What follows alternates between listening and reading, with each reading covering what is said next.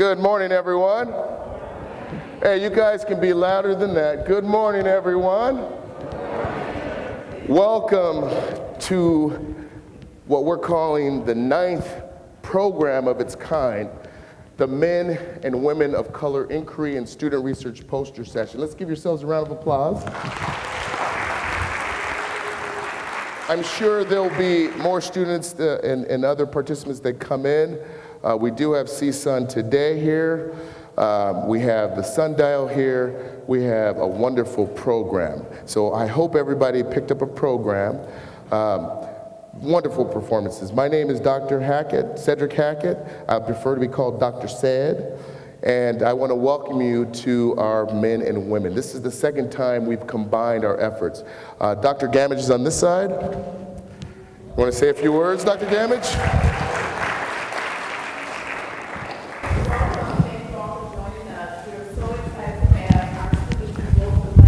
Turn it out. Join us for this exciting opportunity to present first-hand research by our students. This year's theme is Black Saga Regulation, Black Empowerment. And so all of the pieces in the poster that you'll have an opportunity to discuss with the students will be focused on how do we advocate for the beauty, the social justice, the liberation, and the consciousness of African people in the world. So please try to make it to a lot of the poster presentations today. They'll start at 11:30, and we're so excited to have you all here with us. All right, let's give her a round of applause. I do want to acknowledge a couple of very important folks in the room. One is our chair of Africana Studies, Dr. Teresa White. Please stand up. And I think we have at least one of our professor colleagues, Dr. Amy Glocke, stand up, please. And again, this installation is kind of like an incubator, a training, if you will.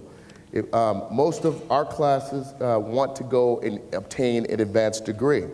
And so when you're in grad school, you're going to be doing a lot of group work, a lot of presentations, a lot of formal presentations. And so that's why when you look around you, you can see the formal and semi-formal wear, okay? I want to bring Hollywood to higher education, and that's what we're doing here, all right? So give yourselves a hand. Now, in the spirit of what we always do at the beginning of any event that I conduct, I want everybody to stand up. So please stand up. Everybody stand up. Stand up.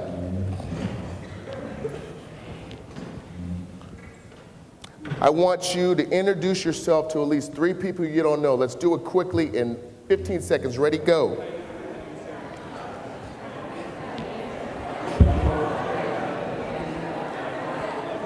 all haven't met each other. You're in the same class.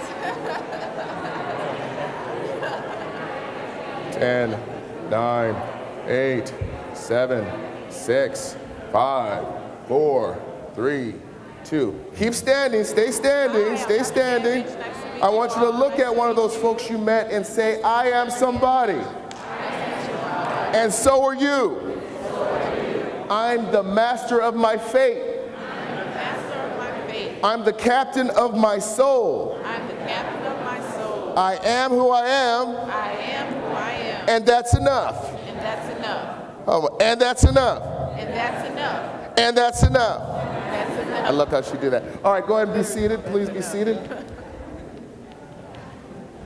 All right, so one of our students, Africana Studies minor, is a fabulous singer that's going to lead us along the Black National Anthem. I guess you have to stand up again. So Natalie DeHaan, let's give her a round of applause.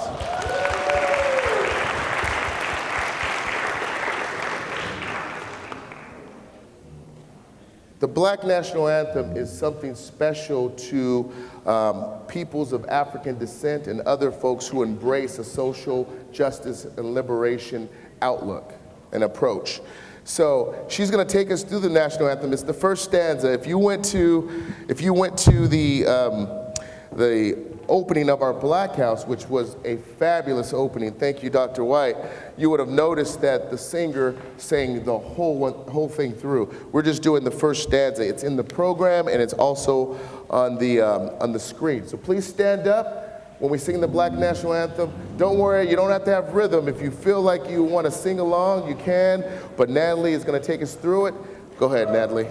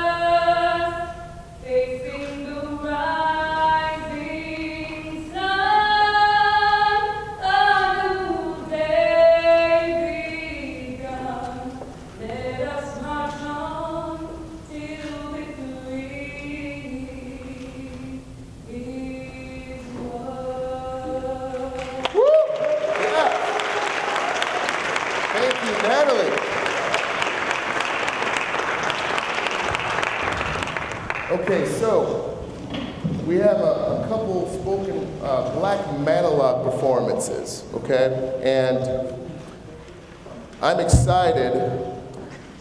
This is what the black monologue is. You can see it on the screen. It's also in your program.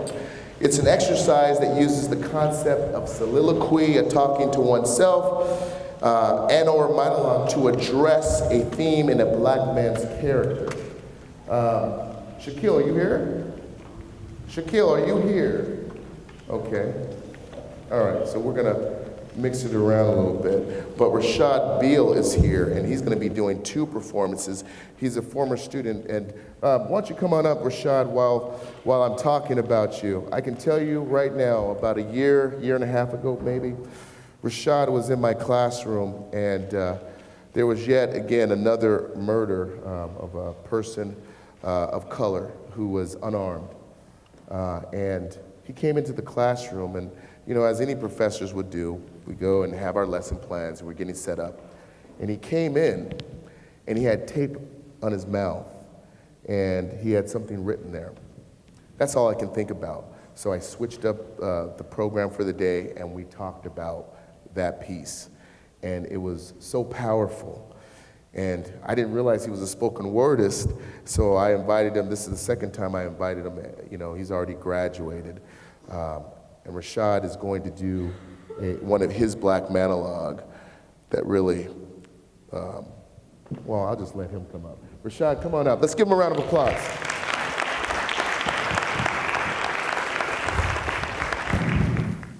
How's everybody doing today?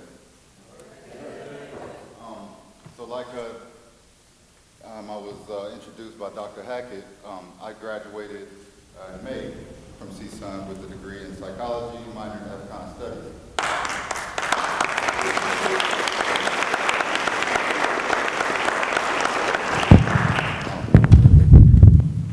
And now I work at an organization downtown called Peace Over Violence.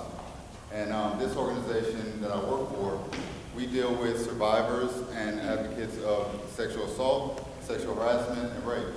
And my job there is that I go out to the community, I go out to the schools, and I teach young boys about sexual harassment. I teach them about what consent is.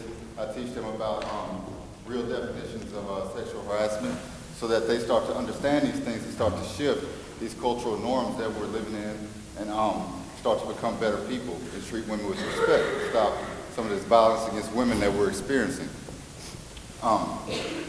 So last year, as Dr. Hackett said, I did a black monologue, and just like to share it with you real quick, if that's okay.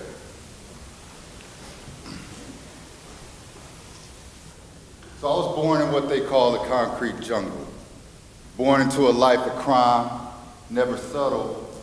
Neglect and poverty, I dream of the shouts and screams that comes with a life of banging. I'm told being part of a gang is much like the African rites of passage without the dancing and singing. Young men traveling the road from childhood to manhood depends on much. Knock off the rust and prepare to bud.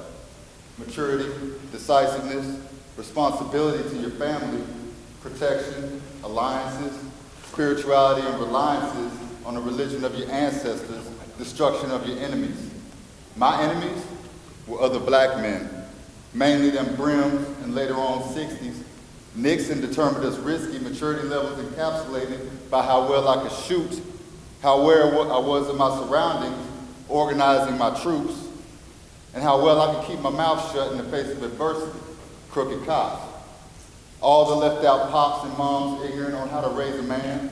My decisiveness showcased by how quick and certain I was that nigga rolling through my hood wasn't from my clan, how quickly I removed him from his life for that disrespect. Responsibility to the mighty 8-Tray gangster Crips, that was my kin. I only felt a relationship to my brother when he joined in. My neighborhood was my home. My neighborhood needed protection from enemies that wanted to take my life. My religion, the set function as my religion, nothing held a light to the power of the set. If you died on a trigger, you were surely smiled upon by the Crip gods, and we was truly blessed. I claimed my first bodies when I was 11. I became a monster at 13. People outside my hood love to say that gangs are unorganized, that young men like me are lost and violent because we have no stability. Well, the set is my stability. Daddy left, homies died, but the hood never changes. You never ask why though. Just murder all who set out to eliminate the hood. And the way I performed my duties as a faithful member of the mighty 8-Trays and mobilized my way up through the ranks was much like a soldier in the U.S. Army does. We both wake up sweating from dreams of death, yet present no fear. We both just get dressed immaculately in our combat gear, ready to kill. Them in camouflage pants and shirt, me in some biscuits, starch pants while I starch the Glock, blue sweatshirt and flag in my left pocket. We both fight over areas that don't belong to us, but take pride in caring and protecting what we see as ours anyway. This country tells me I cannot be a man without violence and a thirst for absolute power. So that's what I sought, miseducation, every day.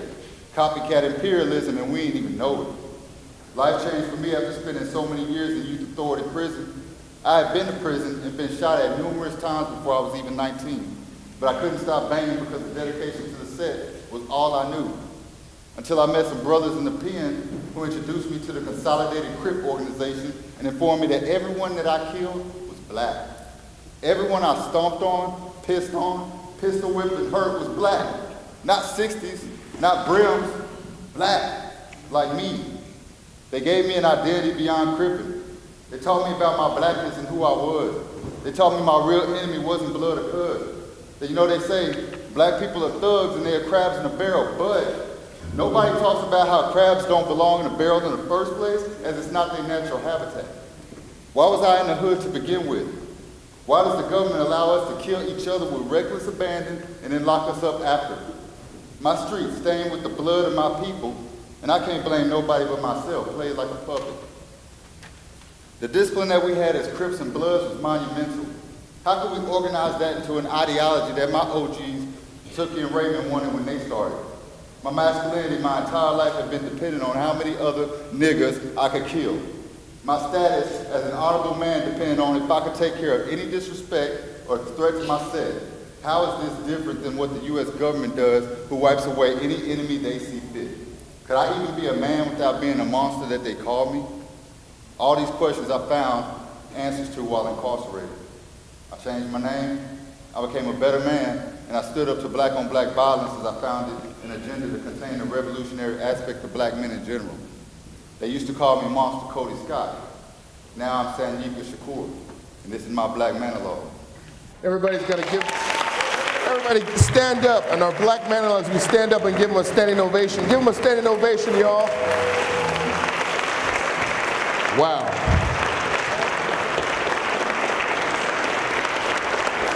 That was deep.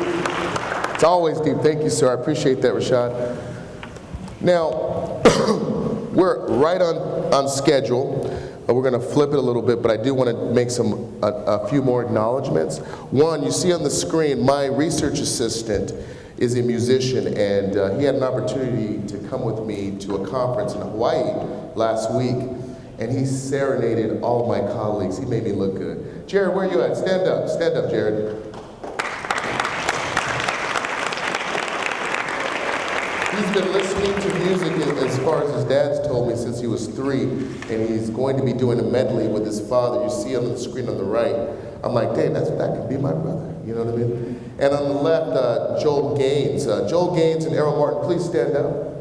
You guys here? Oh. Okay, okay, they're setting up. But you will hear a great rendition of a B.B. King / music during lunchtime before our keynote comes on. We also have the CSUN Band in the back. Say hello to the CSUN Band in the back. During the poster session, which will start in just a minute, they will be playing soft notes. And you see they're in the back, so you guys will be able to talk and hear each other clearly on the north and south side of the Northridge Center. We do have another important guest, one of my mentors since I was an undergrad. In fact, I tried to emulate him. He's not only the Dean of Students, but also the Vice President of Student Affairs, Dr. William Watkins. Say hello to Dr. William Watkins up there.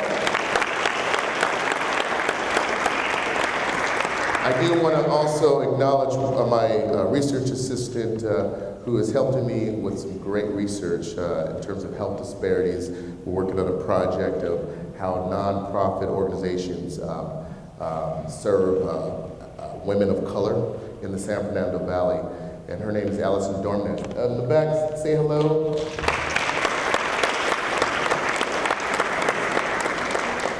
And we'll go ahead and get started. Music will be playing. Please go through and enjoy the research. Thank you.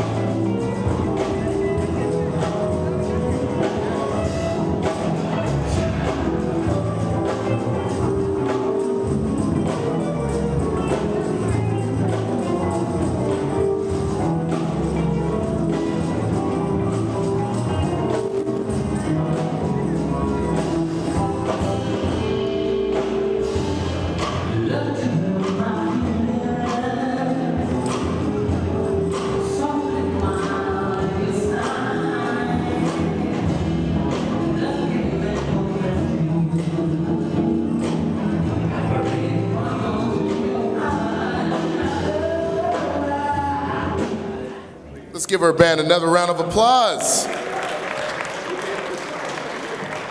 All right, so we're going to get right into the program.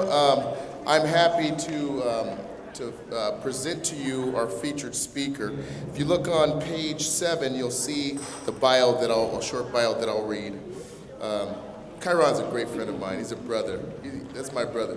I remember the days when he thought he was Blair Underwood and I thought I was Denzel Washington. Anyhow, Chiron Johnson is an attorney licensed to practice in the state of California and before the United States Central District Court. He holds a Bachelor's of Arts degree from the University of Pacific in Stockton and a Juris Doctorate degree from the University of the Pacific at McGeorge School of Law in Sacramento. He's also licensed as a California real estate broker. He provides legal advice and guidance on a range of issues encountered by individuals and businesses, including corporate formation and organization, contract drafting and negotiation, and asset protection strategies. He also offers clients ongoing legal counsel on all aspects of business operations, tactical planning, and dispute resolution. Personal friend of mine, I've known him for over 20 years. You can see the picture of us on the screen when we played at Ventura College. We thought we were cool. Without further ado, please join me in welcoming Chiron Johnson.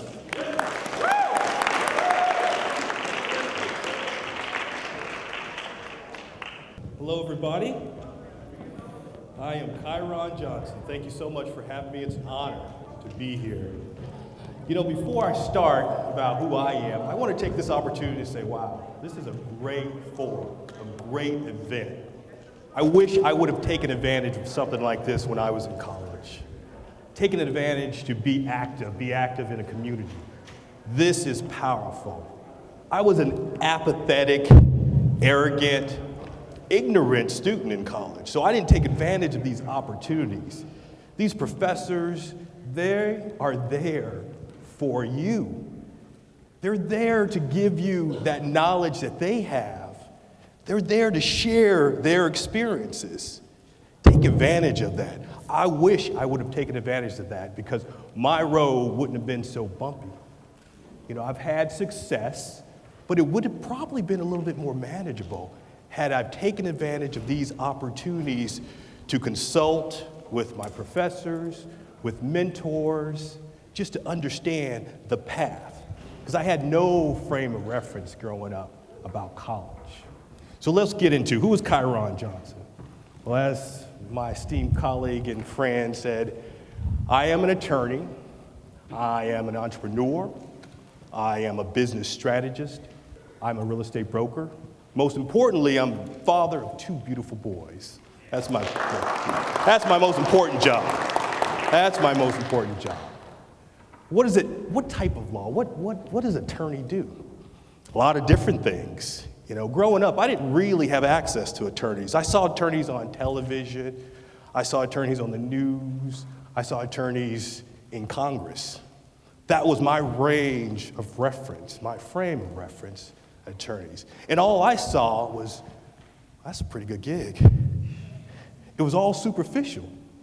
You know, it seemed that they had a great life, and it seemed like they controlled things, especially the ones in Congress. At that time, when I was researching attorneys, 50% of those attorneys, or 50% of those congressmen and women, were attorneys. Hence the Constitution, so you gotta know the law. So I thought, okay, maybe that's a good path for me. Because my family didn't go to college. They didn't know about college. My extended family didn't know about college. So a lot of people, I was the first to go to college, to graduate college, to get into law school. But I didn't have a frame of reference. The first point is be part of the community because these professors will give you guidance. The second point is have a plan. I didn't have a plan. I just knew I wanted to be an attorney. I figured if I got that card, everything else would work itself out. If I just got that card, everything else would work itself out. And going back to what attorneys do, well, I am a corporate attorney.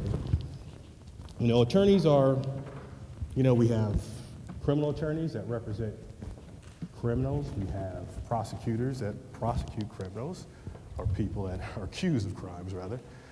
We have corporate attorneys, we have entertainment law attorneys, we have intellectual property attorneys. Attorneys are in every fabric of life. There's attorneys for this institution because someone needs to interpret that contract, that agreement, that relationship. The difference between me and someone else giving you advice, I can charge you. I can charge you for my opinion because the state of California said you have X amount of experience, skill set to give advice on legal issues. Anybody can give you advice, but only attorneys can charge you for that advice because we meet a certain standard. So how did I get here? Whew.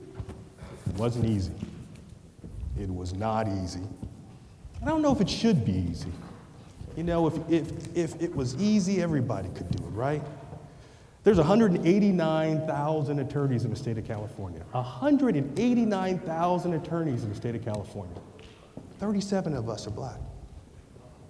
189,000 attorneys in the state of California. 3,700 of us are black. Wow, what does that say? You know, and there's 2.2 million African Americans out of 39 million people in the state of California. Wow. What does that say? It says a lot. I didn't know what I was getting into. I didn't know what I was doing. I used football as a vehicle to get me there. I've got a love-hate relationship with football. They wanted to make me into an athlete. They wanted to say, you are just a football player. But I always knew I was more than just a football player. I wanted to use football to finance my education because I didn't come from money.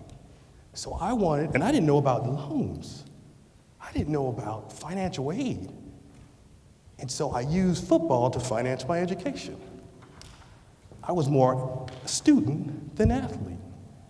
I didn't get all the respect and scholarship offers that I deserved because I made it very clear to these schools that I was more interested in academics and athletics. In fact, right before I played with Dr. Hackett, I was considered an All-American. All-American, meaning I was one of the best football players in the country. And so that normally commands the best scholarship offers, the best programs. But the fatal mistake that I made is I was honest, because I didn't just want to be an athlete. I wanted to use them like they were using me. I wanted that education. And to my mistake, I said that in the paper. They have a big article of me. Chiron Johnson speaks softly, unloads big sticks, contradiction. He'd rather talk academics than athletics. So the school saw that and they stayed away. Because the inherent conflict of student athlete in college is that they want you athlete and handle the student on the side, as long as it doesn't interfere with the athletics. So that was the learning, the lesson that I had to learn. One, I should have been honest in that situation, but I'd rather stay and keep my integrity than sell myself out. So I eventually got the scholarship. But back to using this, I didn't use my time in college like I should have used it. I was worried about getting out, getting to the next station. I wasn't enjoying the journey. This is your journey. This is where you learn to be who you will be. This is where you embrace these learned professionals and grab that knowledge so you can use that moving forward. This is your foundation. Ironically enough, I tried to separate myself from being more student than athlete, but when I got in college, I became an athlete. And a traditional athlete. What you hear about. Didn't go to class. I was smart enough. I knew how to hustle.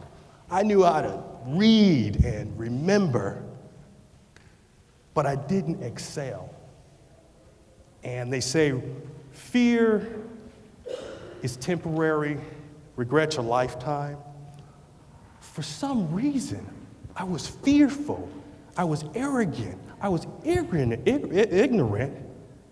and didn't figure out that this was my foundation. College was that foundation. That foundation that helped me have a plan, not only for grad school, but for life. This is your time. Please take advantage of it. What's exciting about this for me is I can share my mistakes. I've had success, oh yes, but it's not the success I focus on, it's the things I should have done. I could have been a lot further, a lot faster. I didn't have to go through those pain points. So if you learn anything from me, your professors, think about the opportunities, think about the problems, think about the chances. Take advantage of this foundation preparing time for you. This is awesome.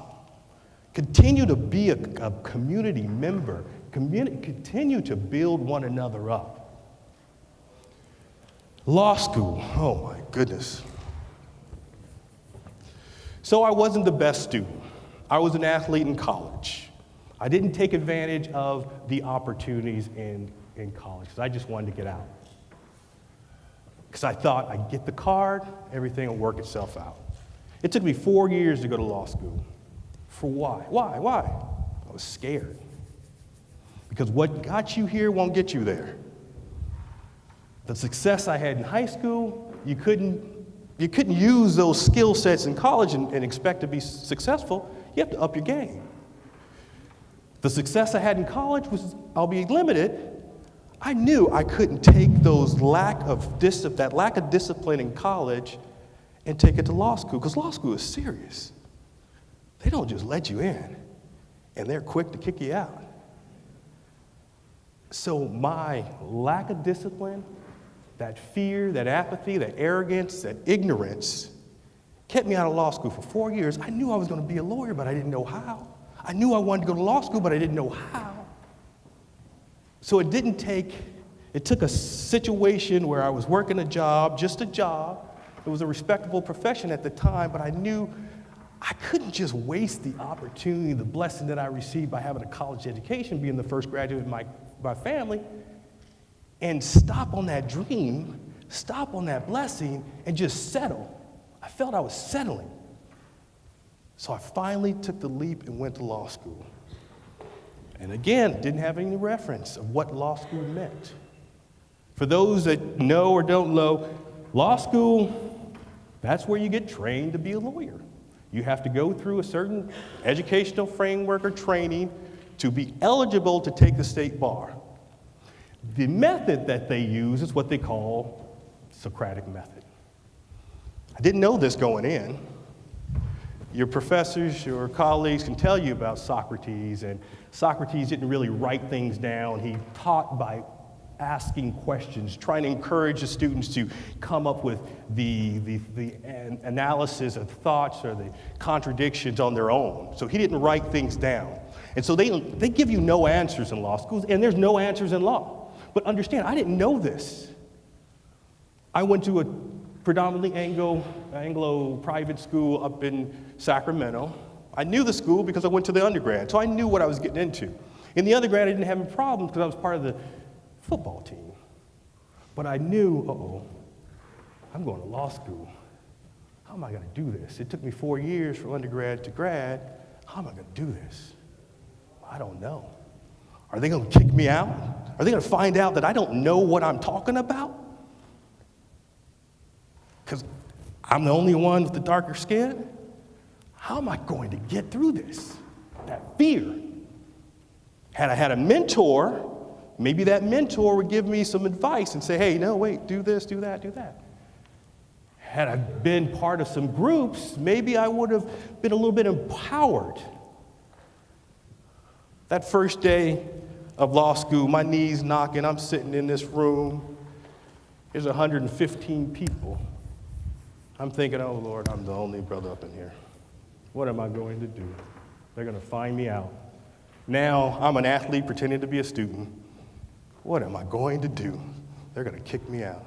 And all of a sudden, another black guy walks in. Whoa, all right, I got a road dog.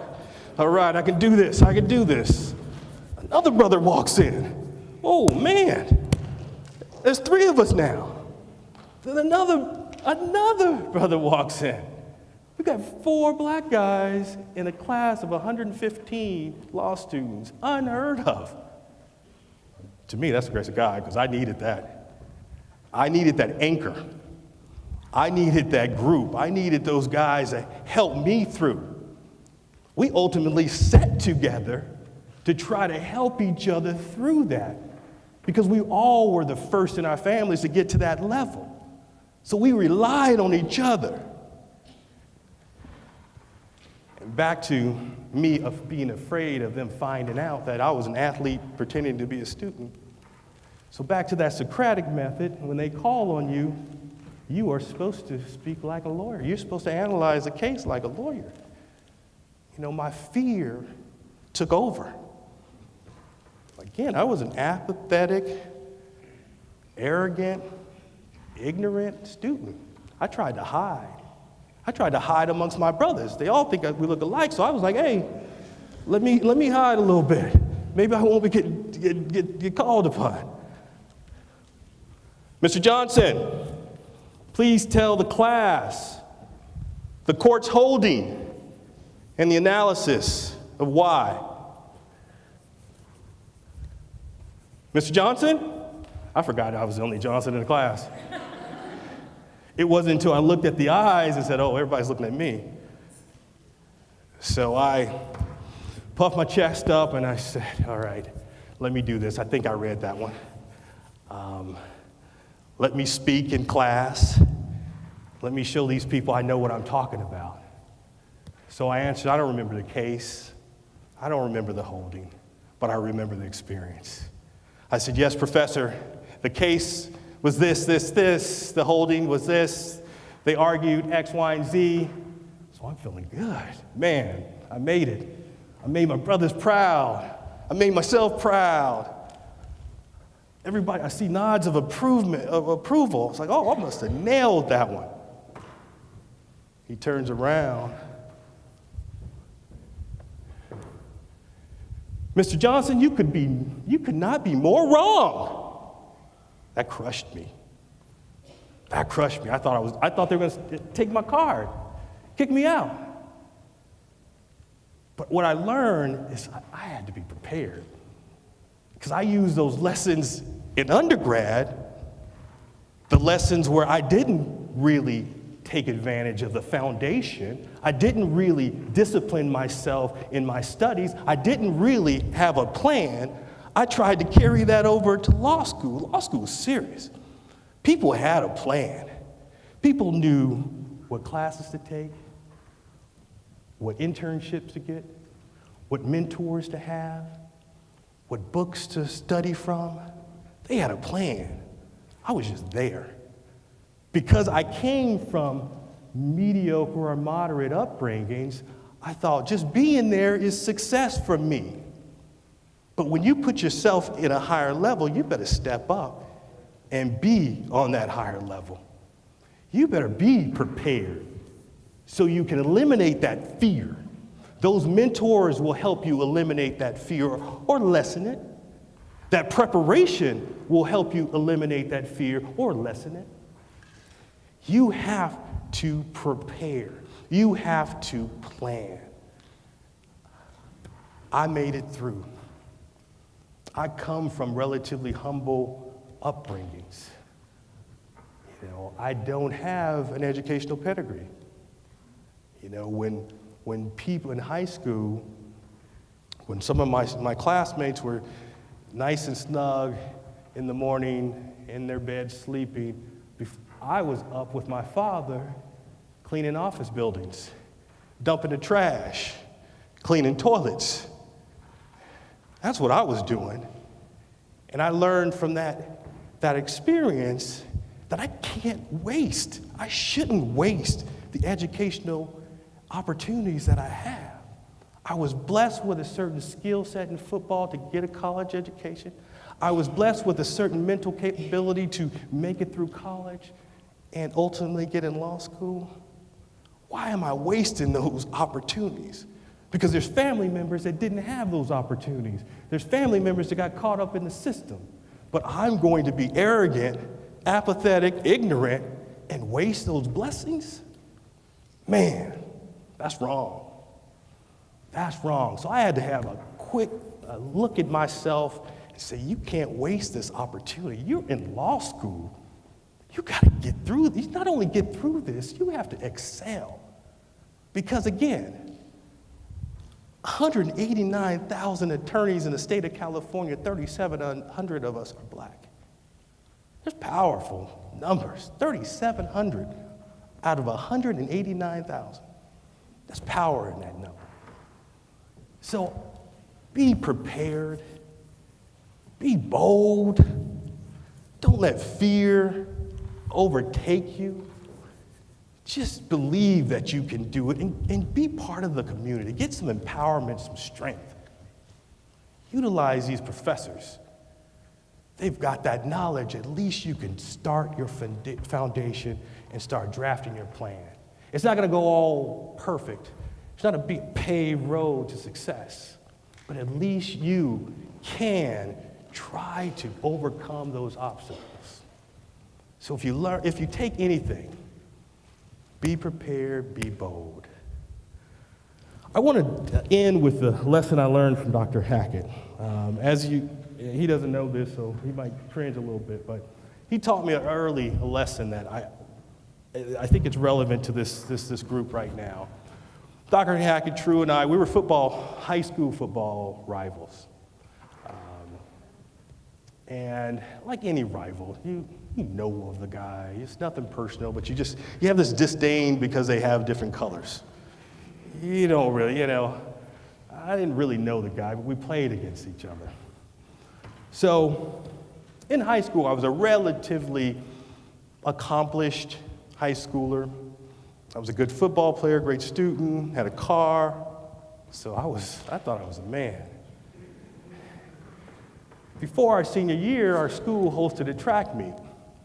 And that meant a lot of schools come to our school and they compete in track. I didn't compete myself. I was a spectator. I like to watch the athletes and the meets. But I was on the field. I was meeting a number of different people, and I met this young lady, and I struck up a conversation. It was a nice conversation, and we had a nice connection. And again, I had my fair amount of confidence in high school. So I was, about to go, I asked, hey, look, maybe we should go do coffee. I don't think coffee was a thing. Maybe it was ice cream. Maybe we should do ice cream sometime. She said no. I thought she didn't hear me, so remember, I had a fair amount of confidence. She said, no, I can't. I was like, no, not right now. Let's do it some other time. We can have ice cream some other time. She said, no, Cedric Hackett. At this point, I'm thinking, something's wrong with that. It's gibberish. I don't know what a cacket is. I was just like, all right, we'll maybe next week or something. No, Cedric Hackett. You don't know Cedric Hackett from Wainimi High? He's smart. He's charismatic. He's a great student. He's involved in stuff. He's in student government. After my stomach turned a little bit, I was like, I don't, but I'm some of those things. What about me? She goes, no, Cedric Hackett, I can't. So needless to say, I didn't like Cedric Hackett even more so because I didn't get any ice cream. So fast forward to that next season where I played against Cedric Hackett, and, I was on the defensive. I think he played a little offense. You play a little offense? I think I laid him out. Pretty sure I laid him out because I didn't get any ice cream. So I took it out on him. But fast forward another year, this guy and I become teammates. We're on the same team. We're in the same defensive backfield. We're spending those days together in Hell Week and on the football field, and we developed this bond. I mean, a bond like brothers. I was like, this guy is genuinely giving. This guy genuinely loves people. This guy just genuinely wants to give of himself. I spent so much time with this guy and his brothers and his father. I mean, their house was like the place to go. They just showed everybody love. And the lesson I learned from that, it's like, man, I can't compete with another brother. I can't compete. I have to lift other brothers up. We're all in this together. So Dr. Hackett taught me that you are not my competition, but you are my brother. You're right next to me. My success is your success is my success. Dr. Hackett and I are from the 805, two brothers with doctorates. That's powerful. We're two brothers with doctorates. I digress, but since I'm in academia, can you call me Dr. Johnson now? Because I got a doctorate. So for this moment, please call me Dr. Johnson. So I hope I didn't bore you too much. I want to thank you for the time. I want to thank you for the opportunity. To reiterate, this is a great time to learn, a great time to find out who you really are and what you want to do. Find a mentor. Our mentors. Us old folks like to give advice. We like to share our story. Just pick up the phone. If you want to be a doctor, lawyer, accountant, whatever, pick up the phone. People will give you advice. Use that advice. Don't try to do it alone. Don't try to be like me. I stumbled my way through. And by the grace of God, I made it. And I'm still, striving for more. So use this time, use those professors, and again, thank you.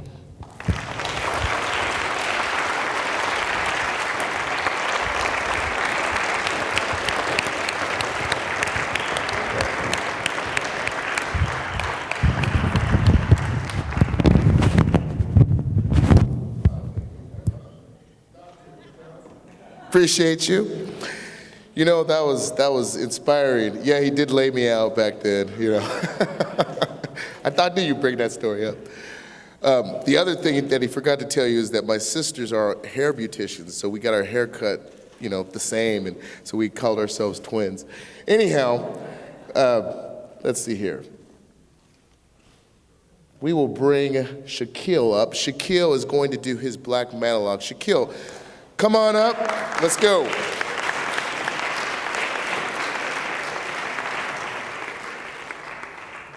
How you guys doing tonight? Today, I said tonight, today. You got me? Good? Hey, get like a little bit more in the middle. Get right there, get right there. All right. So I'm Shaquille Clark, guys. I'm a communications major, 4th year, just letting y'all know. All right. So it's 2017, and I'm a household name. I'm known for way more than just playing a game. See, I took a knee and my whole life took a shift. They stopped me from playing football, but they didn't stop this. What is this, you ask? It's this drive in my heart, this passion to bring light and truth to a justice system that's crashing. That's unfair, that's a lie, that's never been equal. That's quick to lock up and destroy my people.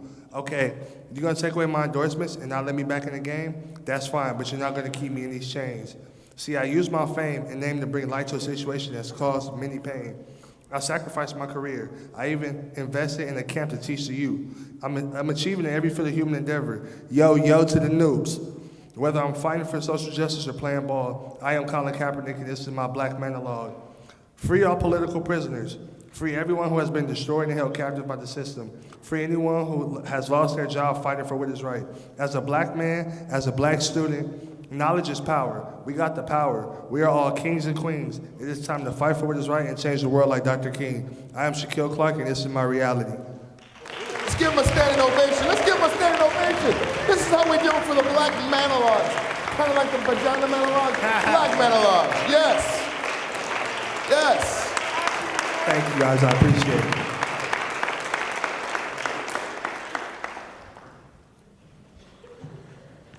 Our next guest is Annual Luwapo Beremo, Nikki, and she will be doing her spoken word piece on Dismantle. Let's give her a round of applause.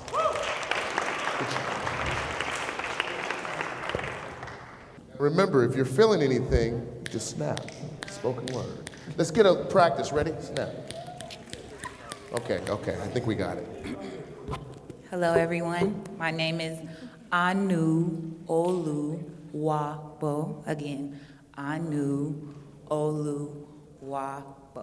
Okay, and my last name is Bami Rowe. I am a creative writing major with the emphasis in poetry and a Africana Studies minor. And, this is my piece, Dismantle. Dismantle me. Separate me from my history. Separate me from my soul. Tell me to abandon the truth. Force me to adopt your lies. Shake that monkey. You F my head up. Percocets, Molly Percocets. You pump me up with drugs. T-bone steak, cheese, eggs, and Welch's grape, they poison my food. Coming through like a bulldozer, ruining my family's home. Taking our daddies away, incarcerating their minds. Force them to mentally cry all the time. Dismantle me. Send me to the sunken place. Strip me away of my native ways.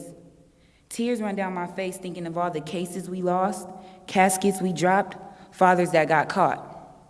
I love my people. I appreciate our pain. Though they dismantle us, we persist.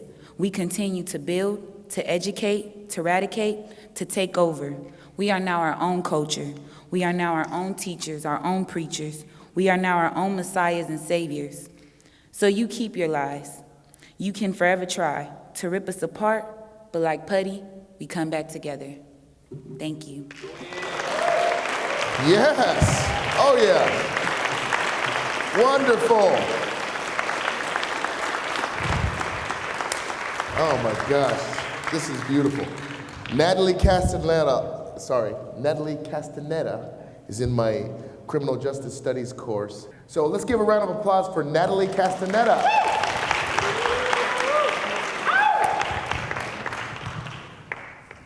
Don't you just love social media? You're like, you feel me. Don't be nice, be nasty. Hi everyone. This one's called Black and Blue. Black and blue suits carrying long throats of bottles, intoxicated by the fourth branch, appropriating racial profiling. Welcome to the Browning of America. Graffiti versus calligraphy mindsets, disrespect and anger sprayed up on a wall, once fastidiously clean, now tagged up and burnt up to ashes, claiming protection but preaching violence. I feared for my life. While they drink a Pepsi, keeping us in Section 8 housing, the media doesn't see blacks and browns fighting for freedom. They fucked our community and gave birth to a demon, mass incarceration born to trap blacks and browns in the ghetto, dividing families, stripping mothers of their babies, land of the free. Indigenous Holocaust. The only minority destroying America is the rich. People can't keep acting like racism is a switch, targeting colors too pure for your roots, too harsh on your tongues, creating a capitalist perspective, needing justice in an era of massive racialized incarceration. The solution must lie in the younger generations to be able to tolerate the intolerable, against the idea that punishment is the only domain of government competence. Slavery is still alive, just check the 13th Amendment. What is the world we live in? Black and blue suits, brainwashed and bleeding. Thank you. Yeah.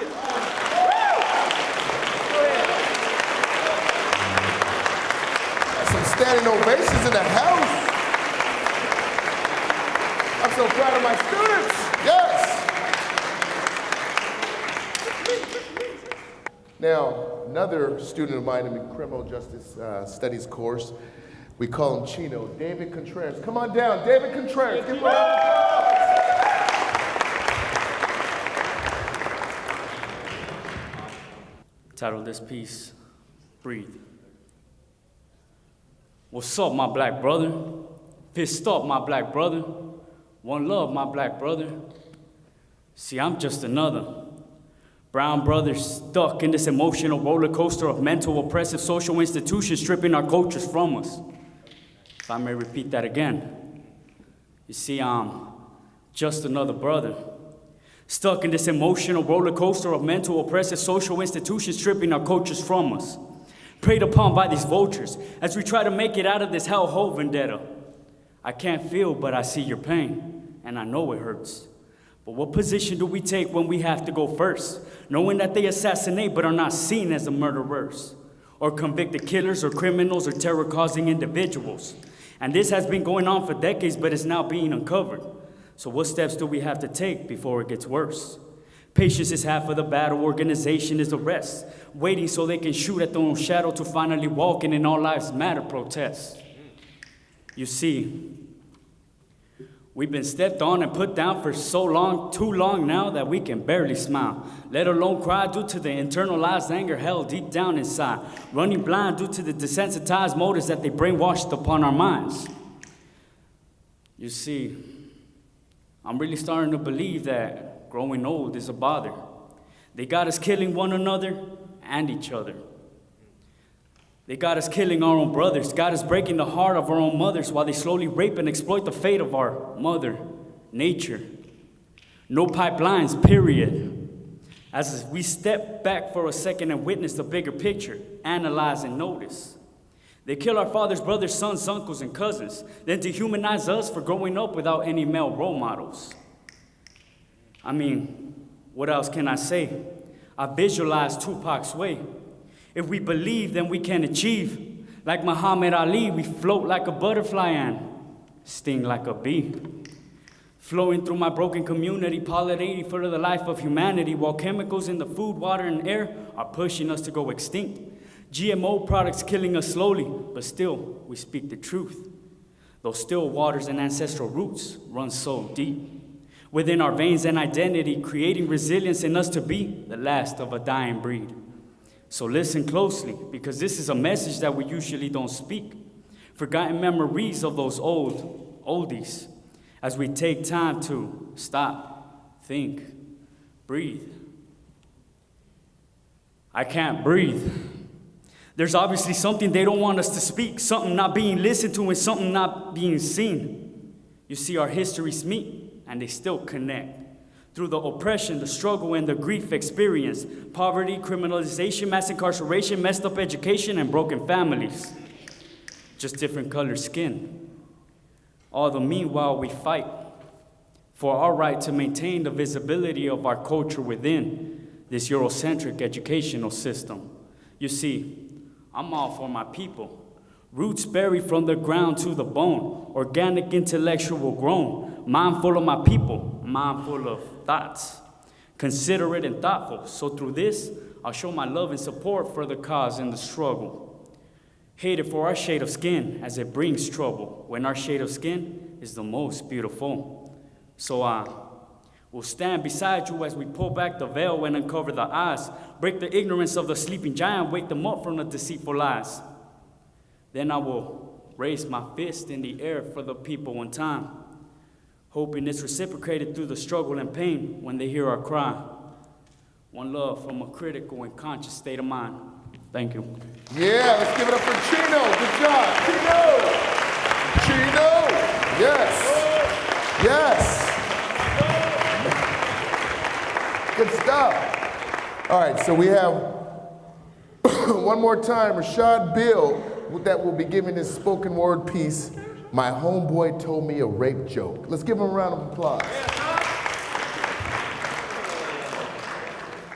So my homeboy told me a rape joke. Something about Bill Cosby, barbecue sauce, and an unconscious woman. And as he began to laugh at the thought of Cliff Huxtable taking advantage of the woman in his joke, he said, "You get it?" And I shifted, but not enough to where he would notice my discomfort or have an inkling that I wasn't as cool as he thought I was. I've gotten really good at fitting inside this box they call masculinity. So I just said, "Yeah, man, that's funny." And as we walked outside under the trees, relaxing under all of the branches, we talk about women the way men talk about new cars. "Hey, man, I like that one over there. Did you see the curves on that one over there? That hoe over there?"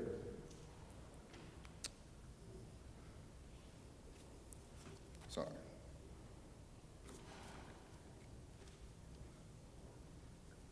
Now, I can't remember specifics of all of the jokes, but I know he never forgets to ask me if I get it.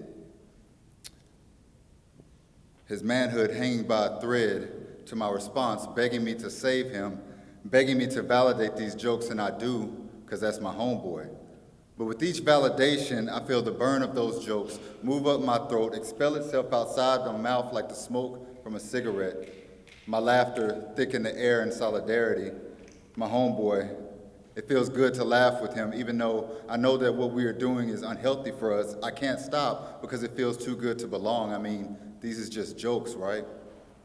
In those moments my conscience makes me feel small, I tell more jokes, bigger jokes that I wonder if my homeboy notices. My laugh, hopefully big enough like penises amongst other men in the locker room trying to see how I measure up in masculinity. How cool am I? Black boy under the tree, taught misogyny by America, and I was a good student. Taught that maybe if women just didn't put themselves in this situation, check. Maybe if women just wouldn't be hoes, check. Maybe if they wore more clothes, check. Maybe if they didn't just tease us, excite us, expect us to have self-control, things would be different for them. Check. Masculinity, splitting us like whips across our backs. Toughen up, go wipe your face and stop crying. Get the object, money, then get the object, women. Then you can have the access. Then you can say that she was asking for it. Now say her new name, bitch, hoe, slut. You get it? Men, we think of ourselves as so different than those bad men who rape. We think of ourselves separating ourselves from those bad men. As long as we weren't actually R. Kelly or Darren Sharper, we could tell these jokes. The punchlines being the broken bodies of all of these women we set up with perfect comedic timing, those women. From orbital bones broken when vaginal points are denied, to you never said no if I'm remembering that right, to chill, you liked it, I know you did, don't even lie, how dare you not be able to take this joke. You see, men, we have been planting seeds. Seeds that our culture waters, seeds. Seeds that soak up them lessons and sprout sadness, seeds. Seeds that are comfortable. Now see me under my trees, comfortable, while women seeing their brothers and their fathers defend each other over them. Them seeing us teach our sons how to defend each other over them, while asking them, hey baby, why ain't you smiling? Not realizing that maybe they aren't smiling because our jokes spill feces into the air, and maybe they're just sick of that shit. Maybe they aren't smiling because who likes to smile when your lips are chapped from all this coldness you're around, when all you've been asking for is the warmth of belief, when you've been screaming until your lungs are sore, heart frozen, heart black, like the men who's supposed to be navigating these waters with them, women drowning, gasping for air as her feet are on her shoulders, fending for self, weighing her down, screaming for us to stop, until one day we'll be sitting next to our homeboys, under these trees that we've built, with these seeds that we've planted, branches enveloping us, our backs against the tree, wondering, where did all the women go? Because all the women are gone. All the women are gone, and all we have left is these jokes. Get it?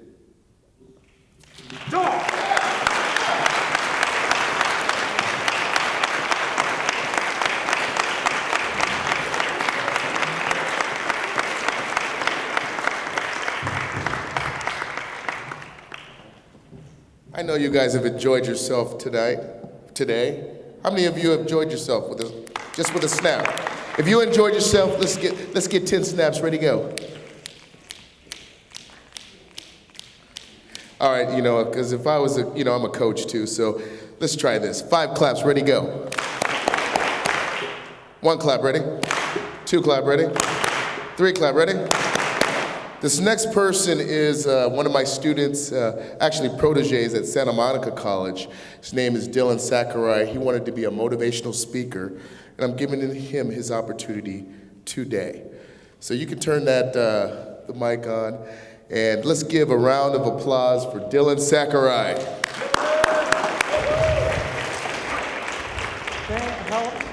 Hello, everyone. Thank you. I wanted to do this untraditionally, where I'm in the middle of the center, rather than being up on the stage, because for those of you who don't know, I'm not just a public speaker, I am many other things besides that. Anyways, before I get to the speech, I need to tell you 2 things. One is, as some of you may already heard me say, I call him Coach Ced because he's also a coach, as he just said. And I have to bring this up because this is the next exciting event of our journey we have together. I have something happy, and I would like you to all give me a round of applause for this because he knows this. I went from having 3 seasons where he introduced me at the park, 2 of which I assisted for him as a coach. And finally, the guy at the park, his name's Lebert, this past summer, I got him convinced. I had a prior time as a head coach at another park, but at this park, it's my first time as a head coach. I'm getting promoted. I would just like one big round of applause for my hard work. That's all I ask. And now I want to give just a brief personal story. So I said this story back in when I gave a speech in 2016 when he was the MC at it as well. You know, all these opportunities would not have been possible. I always like to point this out because it's something that means a lot to me. But my dad, who's here today recording this, myself, my Uncle Eric, my Auntie Shirley, my cousins Brian and Amy, all of us, I would not have been alive, and the other relatives I mentioned, if my grandfather, Grandpa Sakurai, as I call him, he was not, he's dead now, but he would be 92 if he were alive today. And I always have to point this out because he died when I was really young, 3 days before I was 1.5 years old. And I point it out because there's one crucial part that I want people to know about me. Myself, my dad, my Uncle Eric, my Auntie Shirley, and my 2 cousins, Brian and Amy, we all would not be here today and been alive if my Grandpa Sakurai, during World War II, when he was 18 years old in 1943, he was soldier in the Japanese Army, though he was an American citizen, born in Hawaii before it ever became a state. And if he had not gone to fetch water on the day he was supposed to go fetch water in his camp, when he got back to camp blown up. The point of me telling you this story is to inspire you, to understand that there's certain things in life that happen for a reason and you don't necessarily ask why. But I don't even have to ask why. I know why it happened. It's called fate. It was my destiny. It was his destiny to not die that day and to survive it. And not only was he a World War II veteran, heck, he was a Vietnam War veteran. How about a round of applause for that? Even if you didn't agree with the war, the fact that he was a veteran of 2 different wars, 20 years in the U.S. Armed Forces, Air Force, man, I got to hand it to him. So I'm dedicating this all to him.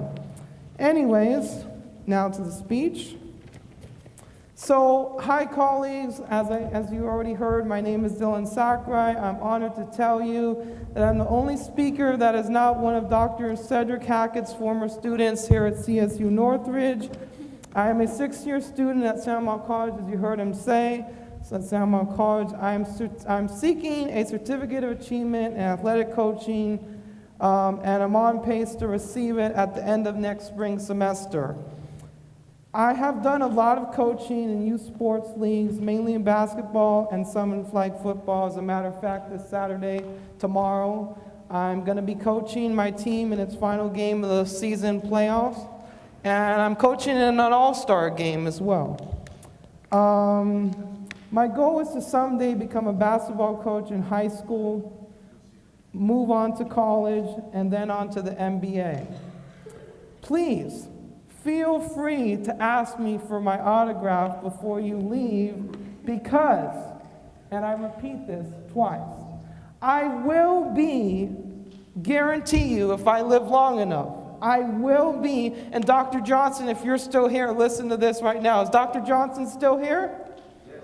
Okay, well, all right, I want you to find this inspiring, Dr. Johnson, okay? Because I already know my plan and I'm still in college.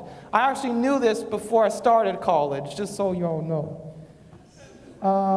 I will be a famous basketball coach in the NBA someday, like Greg Popovich, who's been around since Kobe Bryant's rookie season. We all know who Greg Popovich is. How about a round of applause for him?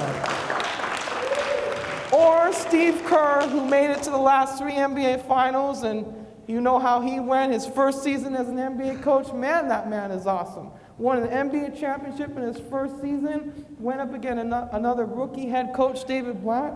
Couldn't ask for a better NBA Finals. Everyone that I invited to come to this event today, I know there's only about 2 of you, to come to this event today and support me. Will you please stand up for a moment so I can see you? Thank you. You may be seated. I first met Dr. Cedric Hackett in the fall of 2012, which, by the way, was the same year I became a student, in the fall of the year I graduated from high school. In his capacity as athletic counselor at Santa Monica College, 2.5 years later, he offered to take me under his wings by letting me be his assistant coach for a summer team at the Northridge Recreation Center for 13 to 15-year-olds.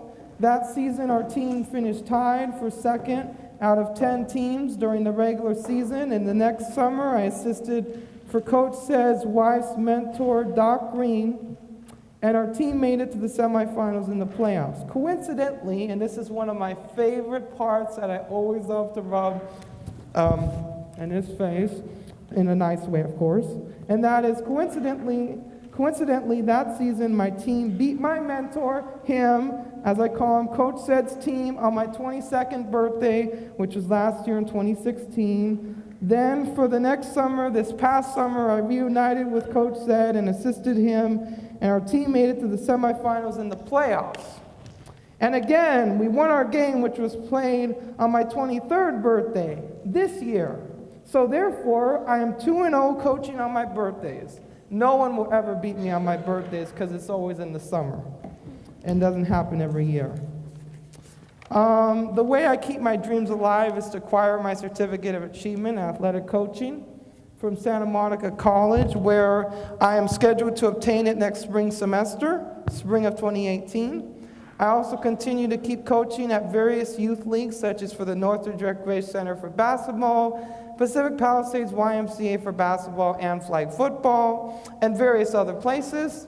I try to expand my network through all my coaching opportunities, hoping there will be a payoff someday. I am also, and Dr. Johnson, you're going to find this very unique about me. Most of you do not have this ability when you're at my stage. I am also a member of Coach Randy Brown's Elite Coach Mentoring Program for basketball coaches. And get this, Dr. Johnson, Coach Randy Brown is a former head and assistant coach in NCAA Division I basketball. As a matter of fact, do you know the Hall of Fame basketball coach for University of Arizona, Lute Olson? You've heard of him, right? Most of us have. He was his assistant coach, his first college coaching job, assistant coach for Lute Olson. And he was assistant coach when Steve Kerr went to University of Arizona. So that's really good. That's something that guarantees my network. The way the world is now, particularly in our country, is that racism is coming back to the forefront and stirring up a lot of people's emotions. Donald Trump's actions on DACA, which targets Mexican children who were brought to this country illegally by their parents.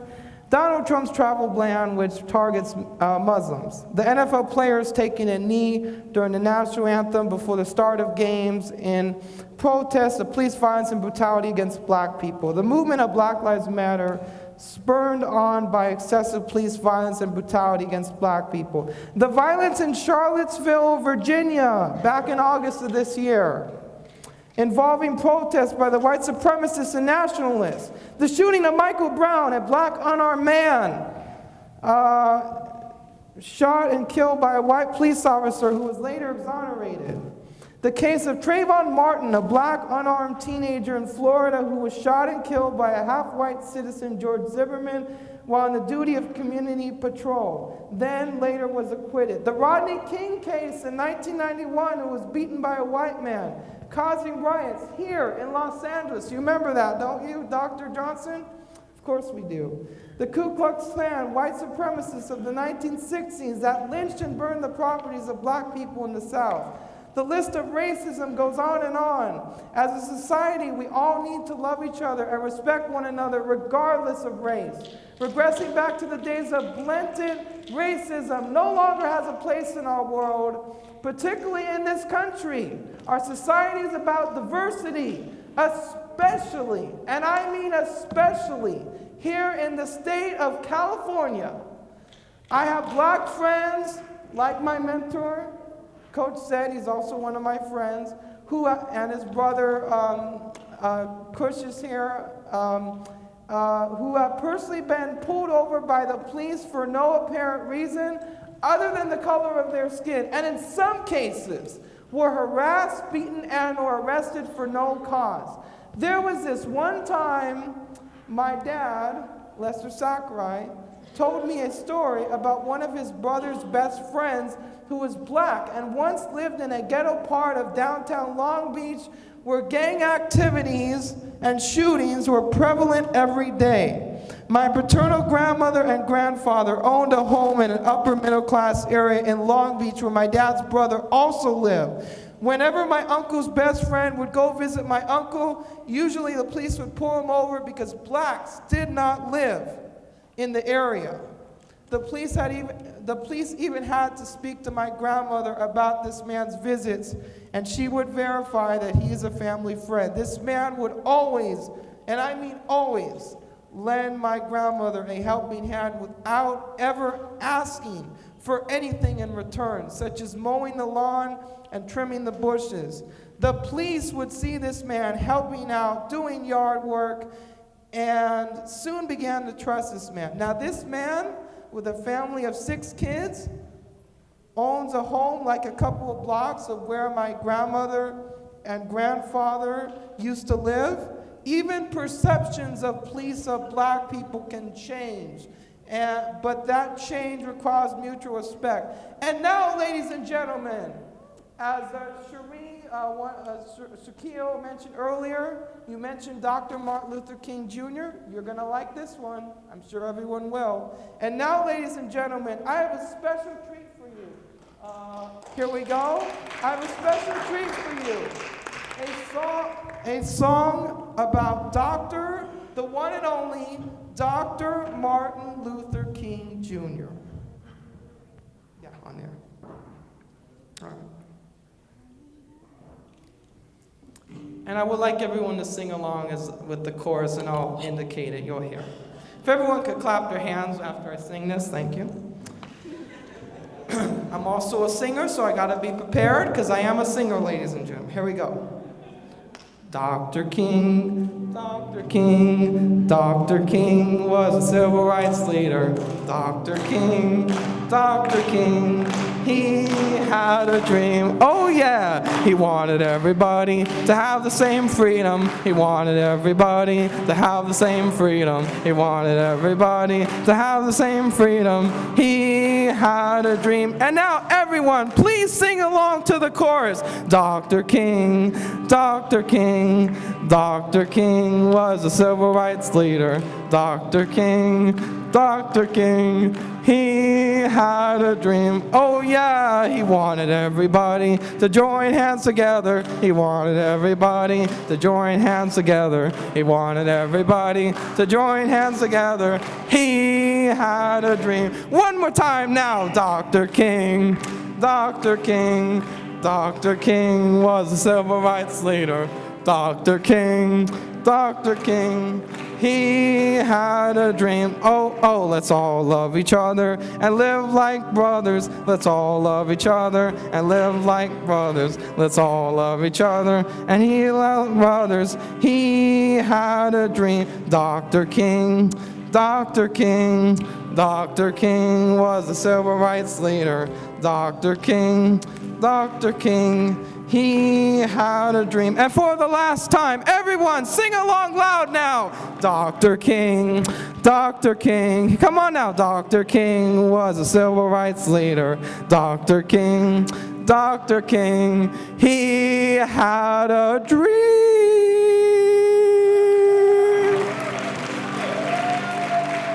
Thank you to all my family members and friends who came here to support me at this event today.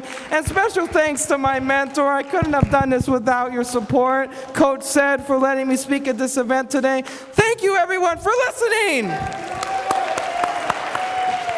job, Joe. That was powerful. All right, this concludes our show. I hope you guys enjoyed the experience. We'll see you next semester. Take care.